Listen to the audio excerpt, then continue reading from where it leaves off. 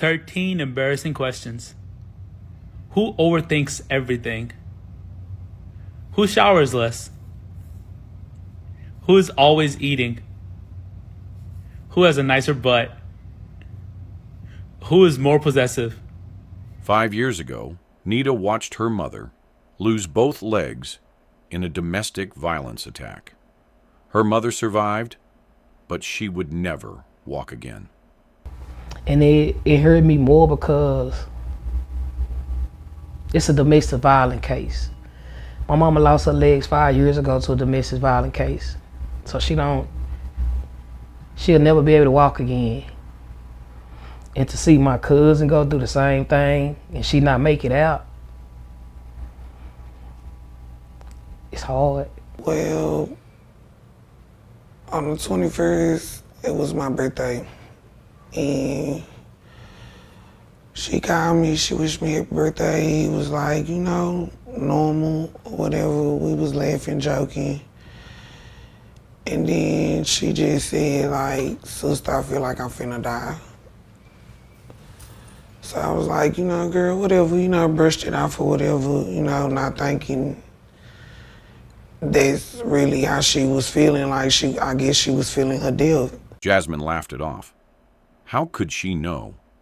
How could anyone know that in 72 hours her sister would be gone? On October 24th, 2023, Deshae Stevenson became the second domestic violence victim in her family. Except this time, there would be no survival, no wheelchair, no second chance. Just a body thrown on the side of the road with one sandal on her foot, and a family screaming the same question they asked 5 years ago. Why? This is the story of Deshae Stevenson, a woman who knew better because she had seen worse. A successful businesswoman who funded a man's entire existence. A devoted mother who picked up a man from prison and married him within 7 days. A woman who gave $10,000 in cash, luxury vacations, designer rings, and unconditional love to a covert narcissist who gave her nothing but pain in return. A woman who told her cousin, "I'm going to fight for my marriage like you fought for yours," never knowing those words would become her death sentence. But here's what's tearing this family apart and keeping the world up at night. If Deshae knew she was going to die, if she felt her own death coming, if she had just witnessed her aunt's story 2 weeks before, why did she agree to meet Michael Smith that day? And how many more daughters, sisters, and mothers have to die before we understand that some men would rather murder you than let you be free?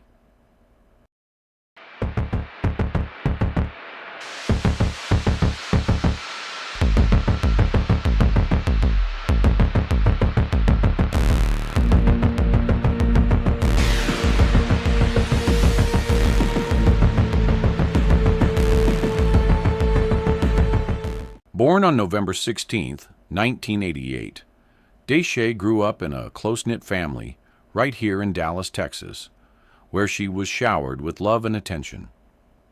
Her mother taught her the meaning of hustle and self-sufficiency from an early age. Lessons that would shape her into the powerhouse businesswoman she would become. After graduating from Adamson High School, Deshae knew that owning her own business was the only way to secure herself and her family financially. She tried her hand at several different ventures before finding her calling in retail clothing and accessories. She started small, selling from her apartment, but her natural business instincts and relentless work ethic quickly became apparent. As demand for her clothing increased, Deshae opened her first storefront. Then, in May 2022, she secured an even bigger space to accommodate her growing inventory. With her sister Jasmine by her side as her trusted partner, Deshae was able to accomplish even more. She had completed her tax course in 2021, and joined forces with unlimited taxes and more. Deshae was incredibly business savvy. She wore her clothing pieces and showed them off on social media every chance she got. She had the perfect body to showcase her merchandise. Almost everything she wore, she sold. There's no doubt she was destined to be the successful businesswoman she had become, and she was just scratching the surface of what she could accomplish. But Deshae's world didn't just revolve around business success. She had a beautiful 16-year-old daughter named Maya, who meant everything to her. Maya wasn't just her daughter. She was her best friend, her motivation, and the reason behind every sacrifice Deshae made. Deshae also served as the primary caregiver for her mother, who had suffered a stroke and was left partially paralyzed. Despite the enormous responsibility of caring for her mother while running multiple businesses and raising a teenager, Deshae handled it all with grace and that infectious smile that lit up every room she entered. Deshae had a big heart, and she loved hard. She was never afraid to share her time, money, or anything of value with the people she loved most. She enjoyed cooking and hosting family gatherings, always making sure everyone around her felt good. Her larger-than-life personality ensured that wherever Deshae went, joy followed. But the same generous heart that made her so beloved would also make her vulnerable to the wrong kind of man. That wrong man was Michael Smith, also known as Miracle Measy, a name that would prove to be anything but miraculous for Deshae's life. Michael was 39 years old when this tragedy unfolded, and to anyone looking in from the outside, he seemed like the perfect match for Deshae's vibrant energy. He appeared quiet and easygoing, which many people assumed would balance out Deshae's more outgoing personality.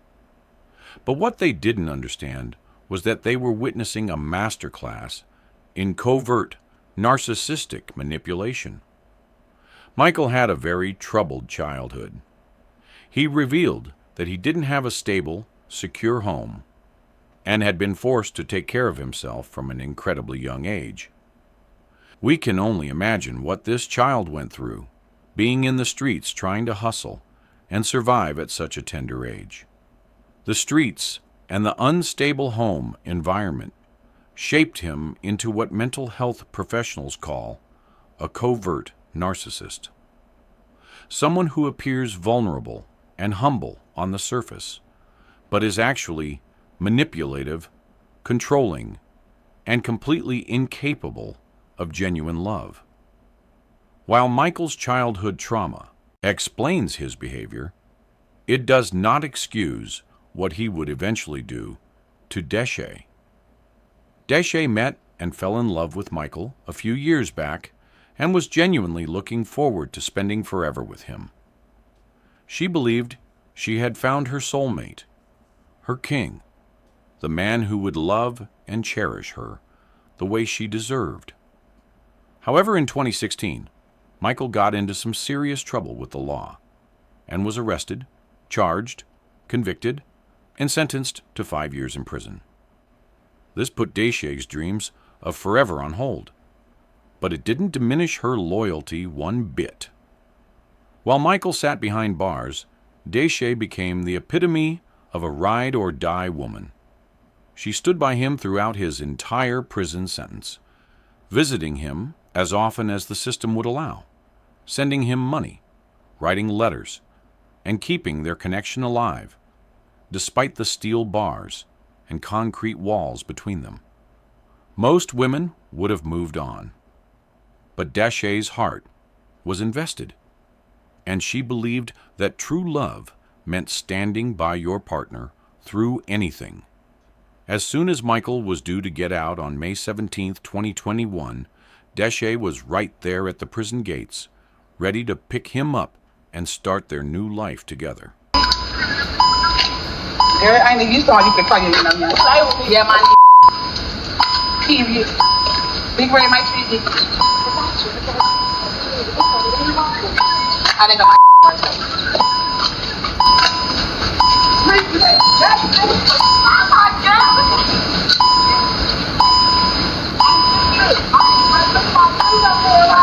oh my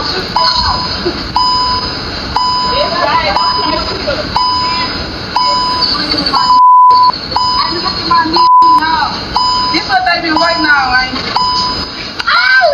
Ain't no so heavy-minded crying and everything. This is my ears, man, even no crying. But you get this point, you girl, know you right.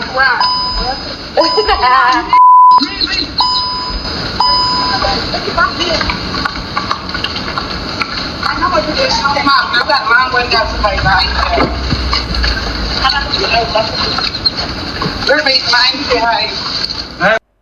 Within just 7 days of his release, on May 24, 2021, they were married at a courthouse. 7 days. Most people take longer to decide on a car purchase. But Deshae was so eager to solidify their union that she married a man who had been out of prison for less than a week.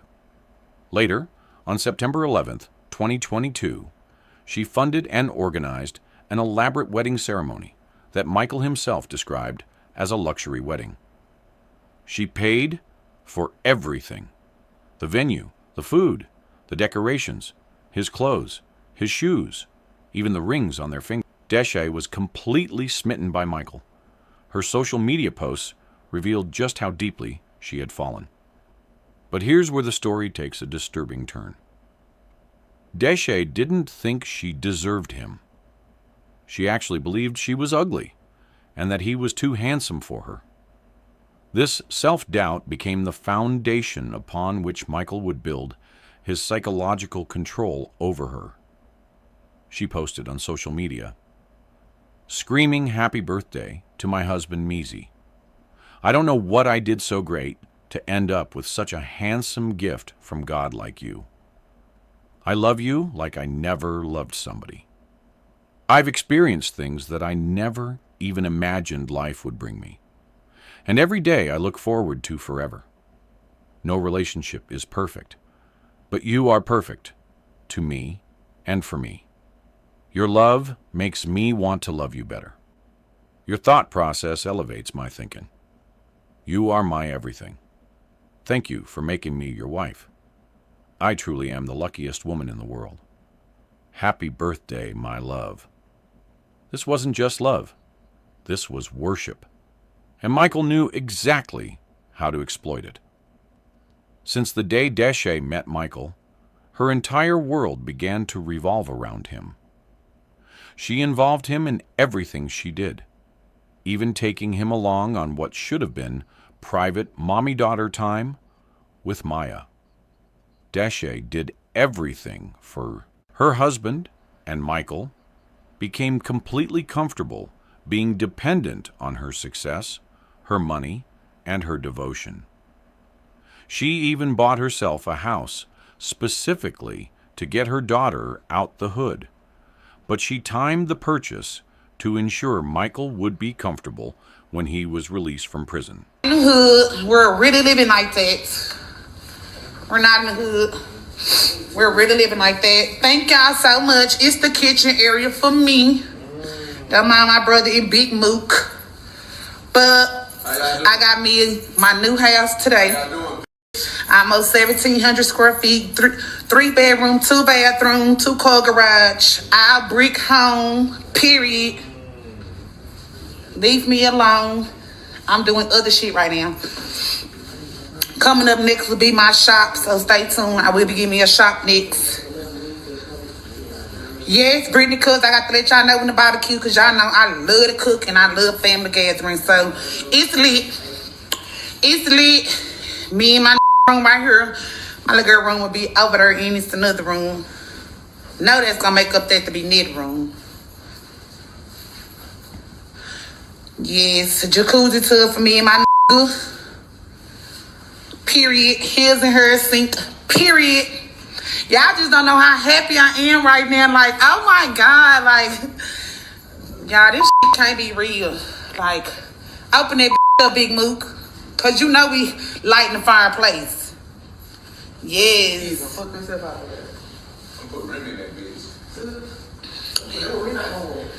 Thank everybody so much. Some of y'all is really actually true. Some of y'all really actually true happy for me. Some people not, but yeah, sis, I can't wait till you come over. You know we having a housewarming and stuff. I'm so excited. Look at my brother, y'all. It's the kitchen for me because I love cooking. My dining room area. Can't wait till I furnish my everything new. Not just past, but new everything.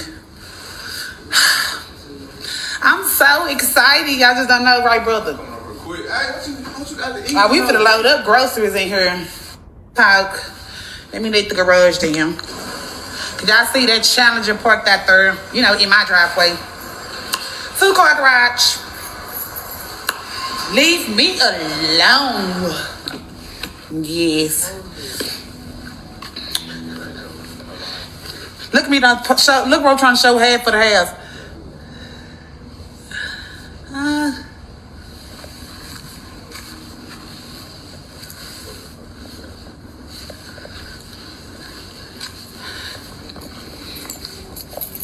You already know, sis. Room on deck. Stop playing.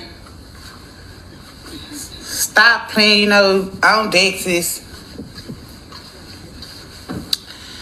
From that point forward, Deshae had been clothing, feeding, housing, wining, dining, vacationing, and romancing a man who was incapable of reciprocating genuine love. Michael wanted all of her attention and demanded that she constantly highlight him on her social platforms as this amazing husband who she loved dearly. From the outside looking in, without proper discernment, they appeared to be the perfect couple. But Michael had already coached Deshae on how to act in private, and she fell right into the performance, doing such a convincing job that he even fooled her own family members. Her sister Jasmine later reflected on how he caught everyone off guard because he was so quiet and laid back, sweet in front of them. But behind closed doors, she felt like he was a monster. Deshae facilitated his fakeness by being all over him, smiling at cameras, hugging him, and constantly declaring how much she loved him. She had to praise him on social media because it mattered to him that people thought he was worthy of admiration. But here's the crucial difference between a loving partner and a narcissist. Michael never thought about her needs, and he knew he was hurting her terribly. Yet in true narcissistic fashion, he continued expecting her to endure his mistreatment, as he revealed in this Facebook post. "Bae, I know I'm taking through some stuff, but keep overlooking the obstacles." Read that again. Keep overlooking the obstacles. Not, "I'll work at doing better," or "I'm sorry for hurting you." Just keep overlooking the obstacles, as if his mistreatment was just another bump in the road that she needed to navigate around. She integrated him into Maya's life and even celebrated him on Father's Day, wishing him a happy Father's Day, something he couldn't care less about. I know you say you hate Father's Day and all that. Hopefully y'all can change that. Come on. I hope you like it, okay? Come on.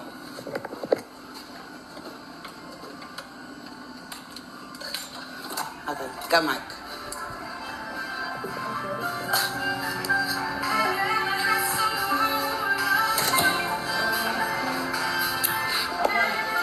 Okay, babe, let's go read the bed.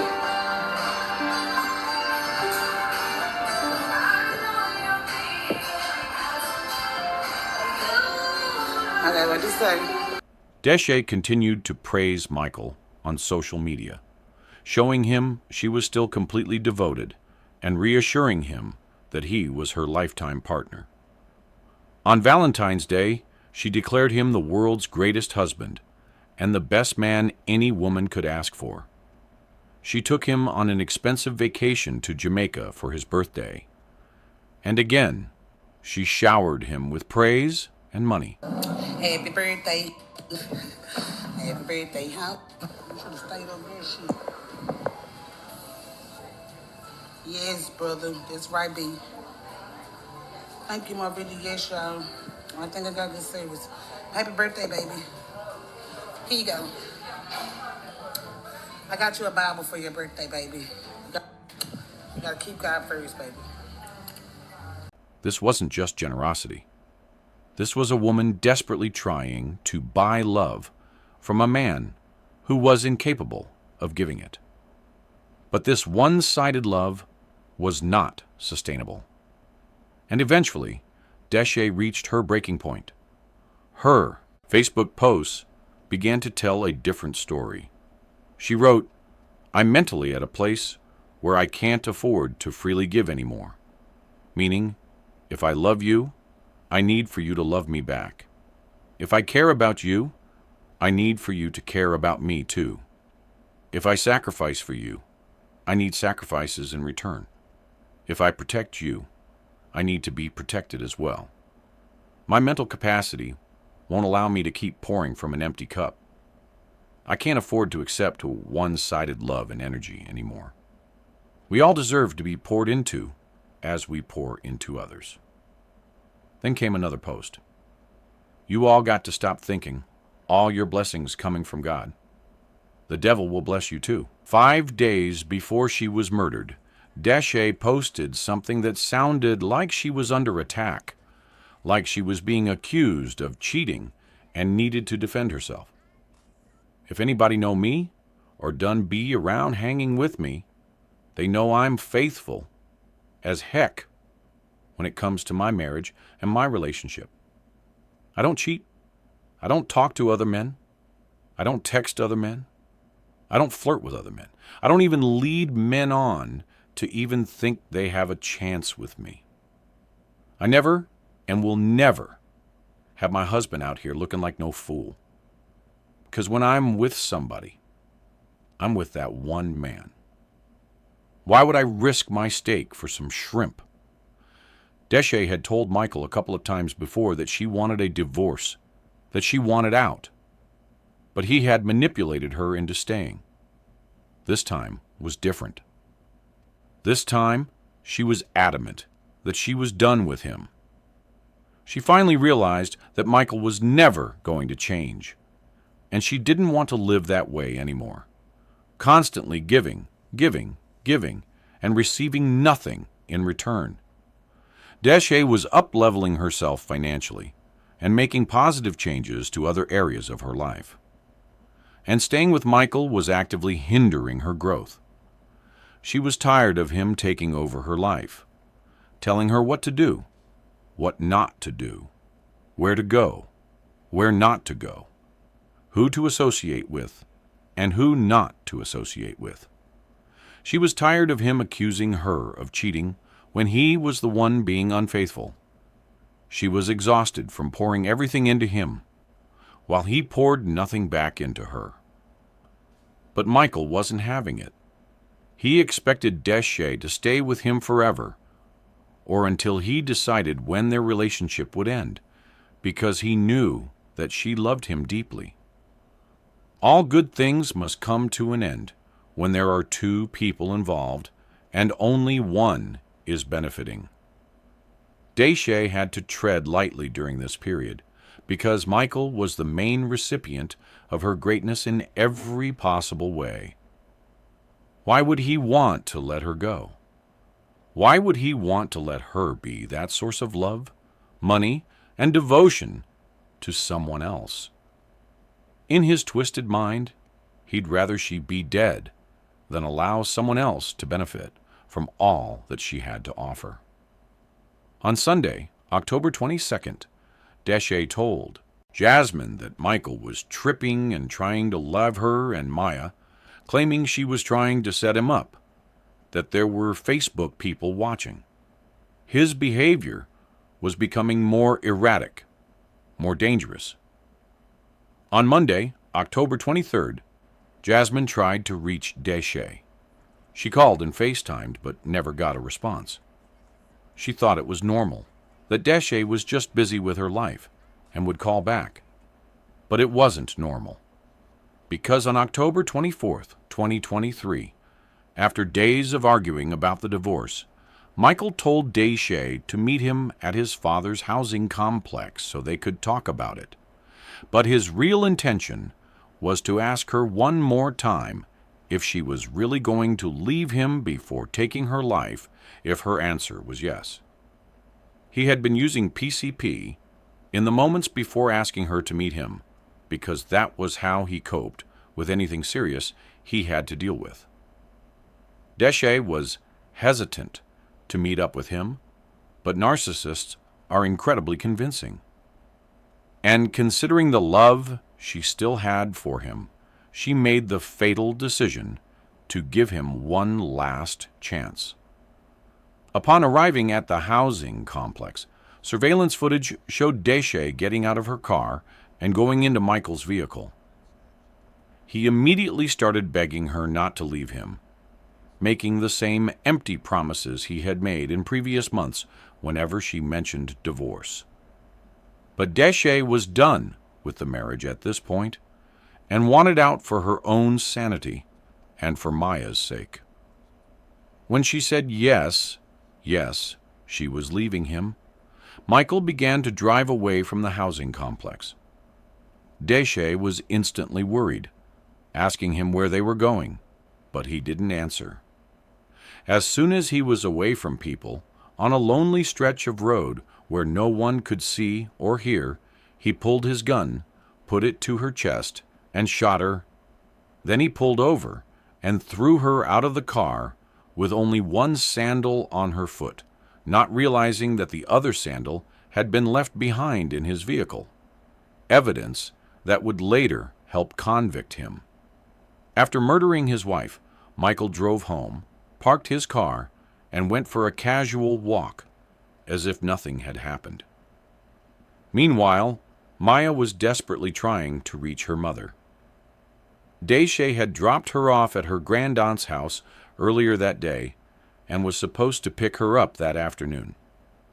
But it was now approaching midnight, and Maya had been calling her mom on and off since 4 p.m. but getting no response. She was never unable to reach her mom. Deshae always picked up for Maya, so she became worried and reached out to her Aunt Jasmine, but she wasn't picking up either. She then called her uncle's girlfriend, who picked up but was also unable to reach Deshae. They were all worried at this point.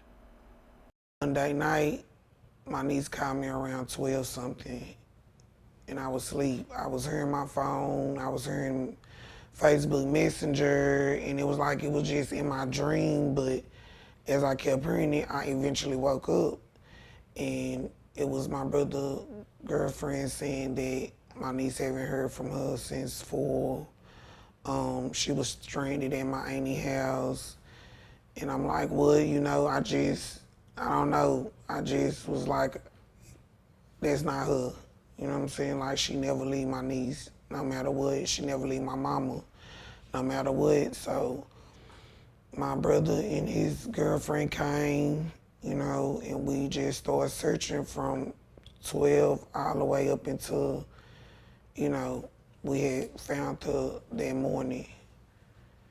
While out walking that night, Michael encountered Deshae's brother and sister, who asked if he had seen her.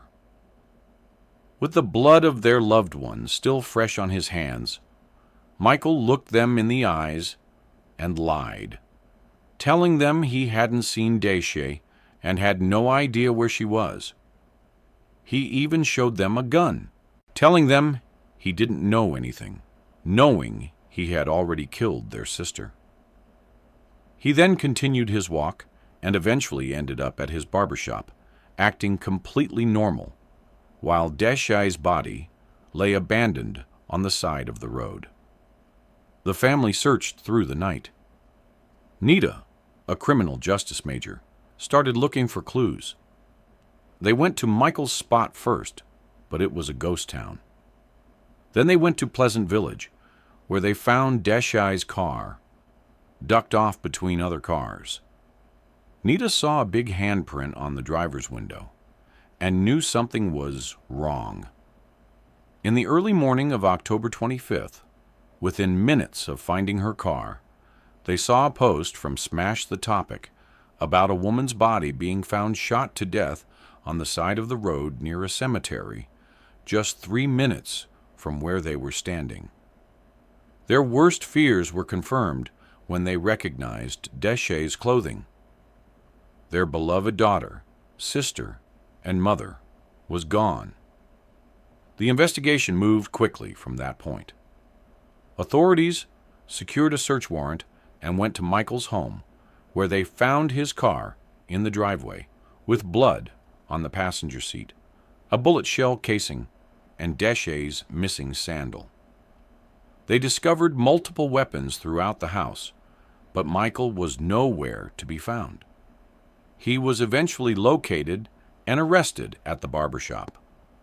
Someone had seen him running from a gas station across the street to the barbershop, made the call, and police went there to arrest him. He told officers he was under the influence of PCP, which was later confirmed through testing.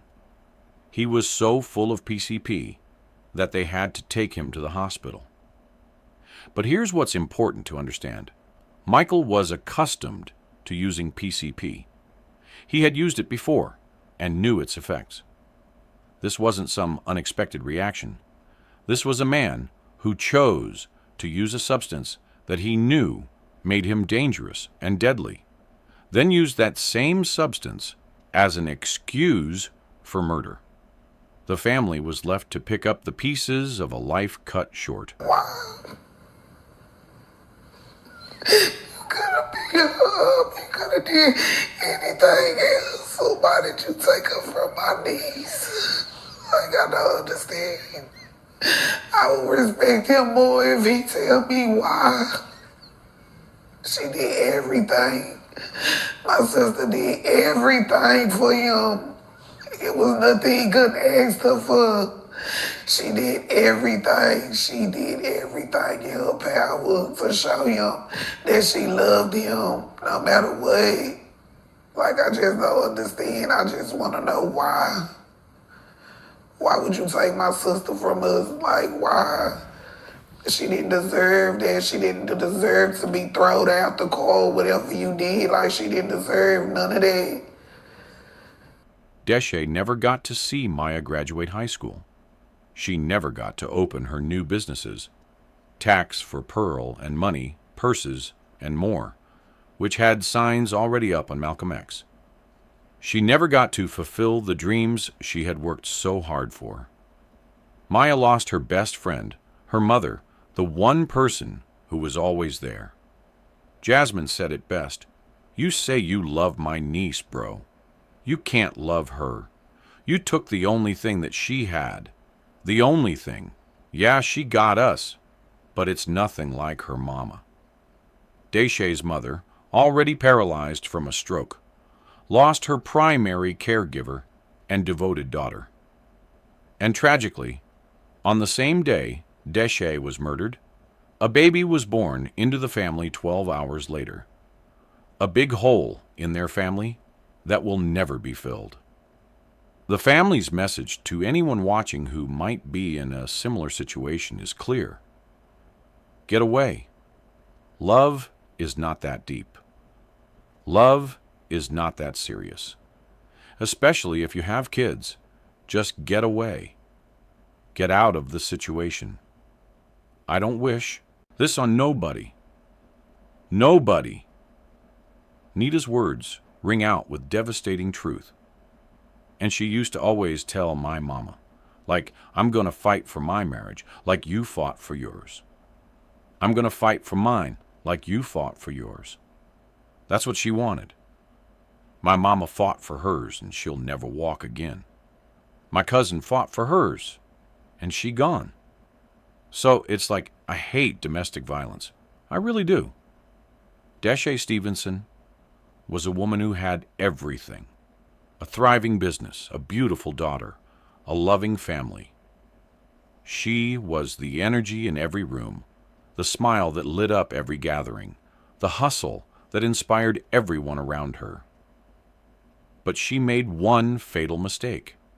She believed that her love could change a man who was fundamentally broken. She believed that her devotion, her sacrifices, her unconditional support could transform a covert narcissist into the partner she deserved.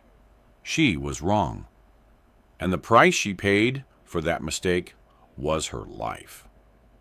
This story forces us to confront uncomfortable truths about love, loyalty, and the dangerous belief that standing by someone through anything makes you a good partner. Sometimes the most loving thing you can do for yourself is walk away. Deshae felt her death coming. She knew something was wrong. She had witnessed her aunt's tragedy just 2 weeks before. She had seen the wheelchair, heard the story, understood the cost. And yet, when Michael asked her to meet him that day, she went. Because she still loved him. Because she still believed there was hope. Because walking away from someone you've invested everything in feels like admitting defeat. But staying with Michael wasn't strength. It was tragedy waiting to happen. The question that haunts this case is simple. How many more Deshaes have to die before we understand that some people are incapable of love? That no amount of devotion, sacrifice, or unconditional support will change them. Michael Smith didn't love Deshae Stevenson. He used her. He exploited her generosity, her big heart, her willingness to give everything. And when she finally found the courage to leave, when she finally decided that she deserved better, he took the one thing he could never give her in life, her freedom. Deshae Stevenson should be alive today. She should be watching Maya graduate. She should be running her businesses. She should be caring for her mother and bringing joy to every room she enters. Instead, her body was thrown on the side of the road like garbage by a man who claimed to love her. If you're watching this and you see yourself in Deshae's story, if you're giving everything and receiving nothing, if you're being controlled, manipulated, or made to feel like you're not enough, please hear this. Leave. Your life is worth more than any relationship. Your children need you alive more than they need you married. Your dreams, your goals, your future matter more than trying to fix someone who doesn't want to be fixed. Love should never cost you your life. Rest in peace, Deshae Stevenson. Your light was extinguished far too soon, but your story will save lives. Your family will make sure of that. And to Michael Smith, you may have taken Deshae's life, but you will never take away the impact she made, the love she gave, or the legacy she leaves behind. If this story moved you, please like, comment, and subscribe. Share this video with someone who needs to hear it. And remember, love yourself enough to leave when staying becomes dangerous.